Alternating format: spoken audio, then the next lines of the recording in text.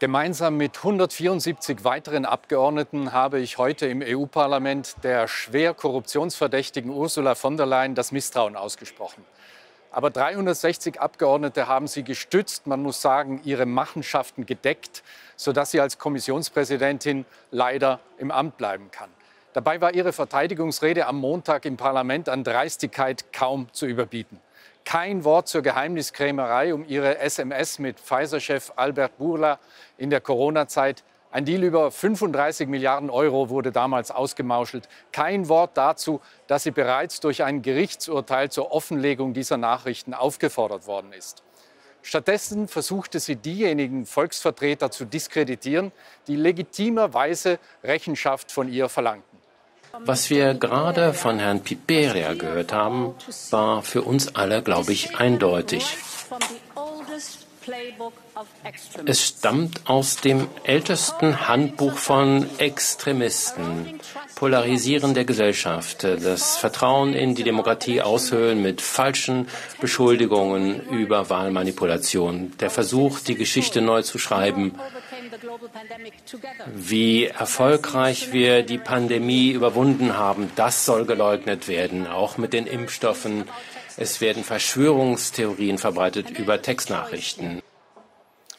Ja, das ist immer die letzte rhetorische Möglichkeit, wenn man keine Argumente mehr hat. Man versucht, die Glaubwürdigkeit des Gegners zu untergraben. Und auch der nächste rhetorische Trick ist nur allzu leicht zu durchschauen.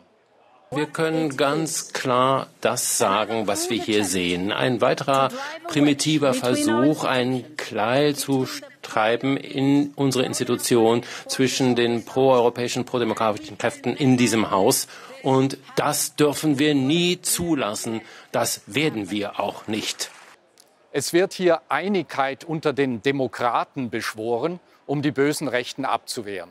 In Wahrheit will Frau von der Leyen nur ihren eigenen Kopf retten und sagt im Grunde zu den Abgeordneten, wenn ihr helft, die Wahrheit aufzudecken, dann seid ihr Spalter. Also Schwamm drüber, Deckel zu, dann seid ihr gute Demokraten. Traurig genug, dass 360 Abgeordnete sich auf dieses Spiel eingelassen haben. Aber es kam noch dicker. Eine dreiste Selbstinszenierung als Menschenfreundin und Wohltäterin, sehen Sie selbst. Niemand von uns wird je vergessen die tragischen Bilder von Militärlastwagen, die durch Bergamo fuhren, in der Nacht voller Leichen. Danach wurde der Lockdown beschlossen, Grenzen wurden geschlossen und wichtige Gesundheitsgeräte mussten unter schwierigsten Bedingungen angeschafft werden. Ich erinnere mich gut an diese Zeiten. Da hatte man möglicherweise den Eindruck, dass es kein Licht am Ende des Tunnels geben würde. Aber ich habe auch nicht vergessen, was wir zusammen erreicht haben, wie unser Impfstoff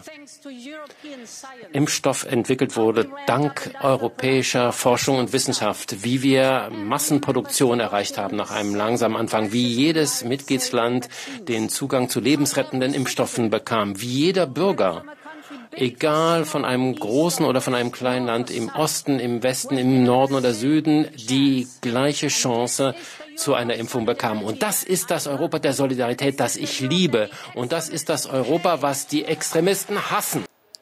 Wer dieses Europa der Korruption und der Lüge hasst, der ist kein Extremist, Frau von der Leyen. Der hat sich bloß Vernunft und Anstand bewahrt.